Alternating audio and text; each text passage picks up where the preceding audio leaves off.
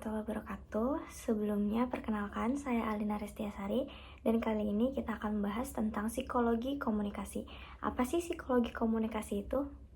Oke, jadi psikologi komunikasi itu adalah salah satu cabang ilmu yang mempelajari bahwa komunikasi dipengaruhi oleh dua faktor, yaitu faktor psikologis dan faktor lingkungan. Nah, dalam psikologi komunikasi ini terdapat beberapa aspek yang penting. Yang pertama itu ada aspek dari proses kognitif, di mana aspek ini tuh berkaitan dengan energi, sinyal, dan persepsi yang memungkinkan individu menerima informasi dari lingkungan sekitar. Kenapa proses kognitif ini bisa menjadi salah satu aspek yang penting? Karena di proses kognitif ini ada persepsi. Nah, persepsi inilah yang nantinya akan mempengaruhi bagaimana individu menerima dan memahami informasi yang dia dapatkan. Nah, yang kedua itu ada proses neurologis atau yang berkaitan dengan saraf. Gimana saraf kita itu merespons terhadap hal apa yang terjadi selama kita berkomunikasi. Nah, selanjutnya itu yang ketiga. Yang ketiga itu ada efek komunikasi. Itu bagaimana seseorang merespon atau si audiens ini merespon terhadap apa yang disampaikan oleh si komunikator. Jadi, hasil dari komunikasi ini berkemungkinan untuk merubah pandangan ataupun perilaku dari audiens. Nah, selanjutnya di psikologi komunikasi ini terdapat beberapa pengaplikasiannya yang biasa kita pakai sehari-hari. Yang pertama itu ada komunikasi intrapersonal, atau komunikasi dengan diri kita sendiri. Contohnya itu pengambilan keputusan atau refleksi diri. Yang kedua ada komunikasi interpersonal, itu gimana kita berhubungan atau berkomunikasi dengan individu lain. Selanjutnya yang ketiga itu ada komunikasi terapeutik atau komunikasi yang biasa digunakan dalam proses penyembuhan. Salah satu contohnya itu konseling. Dan yang terakhir itu ada komunikasi massa. Biasanya itu kita berkomunikasi dengan bantuan media supaya bisa mencakup audiens yang lebih luas. Nah, selanjutnya kita akan membahas apa sih fungsi dan kegunaan dari psikologi komunikasi. Yang pertama, dari psikologi komunikasi ini kita bisa mengubah pribadi seseorang. Karena dengan kita bisa berkomunikasi efektif, kita itu bisa merubah pola pikir, emosi, bahkan sampai ke perilaku seseorang yang tentunya harus ke arah yang lebih baik.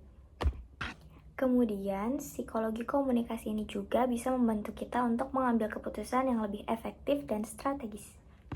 Lalu kembali kepada definisi sebelumnya bahwa psikologi komunikasi ini adalah salah satu cabang ilmu supaya kita bisa lebih berkomunikasi secara optimal dan efektif. Dan itu juga merupakan salah satu fungsi atau kegunaan psikologi komunikasi.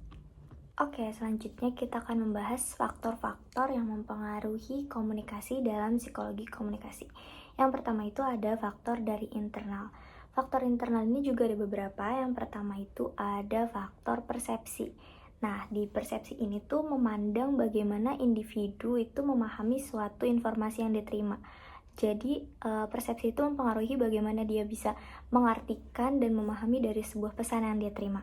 Kemudian yang kedua itu ada faktor internal emosi. Nah, di emosi ini memandang gimana si individu itu merespon suatu pesan yang dia terima. Terus selanjutnya itu ada pengalaman masa lalu.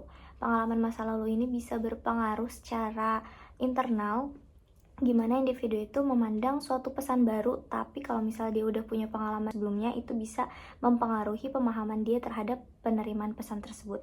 Dan yang terakhir itu ada kepribadian. Jadi kepribadian itu ada extrovert dan introvert, itu gimana mereka kepribadian itu bisa mempengaruhi cara mereka merespon suatu pesan yang diterima. Nah, selanjutnya setelah faktor internal, komunikasi ini juga dipengaruhi oleh faktor eksternal. Yang pertama itu ada kualitas dari hubungan interpersonal seseorang. Jadi, kualitas hubungan ini bisa mempengaruhi bagaimana komunikasi itu terjadi, apakah efektif atau tidak.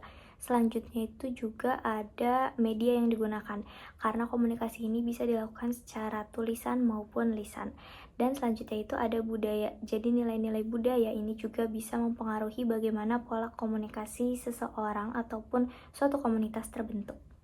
Nah, kita sampai ke topik pembicaraan terakhir dari psikologi komunikasi, itu ada dampak dari psikologi komunikasi ini. Kalau kita bisa mempelajari psikologi komunikasi ini dengan baik, dengan sepenuhnya, kita itu bisa ada dampak-dampak positif yang akan kita rasakan.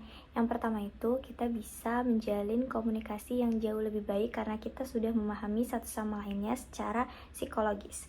Selanjutnya, yang kedua itu, kita bisa menyelesaikan konflik kita karena kita sudah bisa berkomunikasi dengan lebih efektif.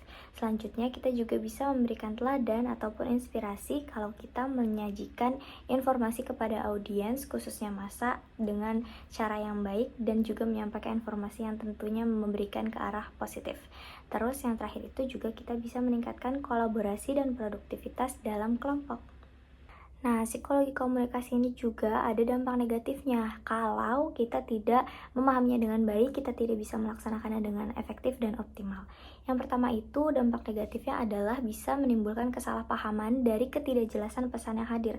Oleh karena itu, dalam psikologi komunikasi, kita diberikan pemahaman supaya kita bisa memberikan atau menyampaikan informasi ataupun pesan secara lisan maupun tulisan dengan jelas, dengan efektif dan optimal, supaya bisa dipahami dengan baik dan tidak menimbulkan masalah. Selanjutnya itu dampak negatifnya ada memicu konflik dan mengikis kepercayaan dalam ranah hubungan interpersonal atau hubungan kita dengan individu lainnya. Karena kalau pesannya itu tadi tidak jelas, itu kita bisa ada konflik dan menjadi ada tidak kepercayaan di antara kita. Baik, mungkin cukup sekian yang bisa saya sampaikan tentang psikologi komunikasi. Sebelum penjelasannya saya tutup, ada salah satu quotes dari William H. White, salah seorang sosiolog dari Amerika. Beliau mengatakan musuh terbesar dalam berkomunikasi itu adalah ilusi komunikasi. Jadi teman-teman, dalam berkomunikasi kita harus memahami psikologi komunikasi supaya kita bisa berkomunikasi dengan efektif dan optimal, dan tentunya pesan ataupun komunikasi yang kita jalankan itu harus tersampaikan dengan jelas supaya tidak ada mispersepsi dari apa yang dipahami dan isi pesannya bisa tersampaikan dengan baik. Semoga kita semua bisa berkomunikasi dengan baik dengan sesama individu maupun dengan diri kita sendiri. Sekian, kurang lebihnya mohon maaf. Wassalamualaikum warahmatullahi wabarakatuh.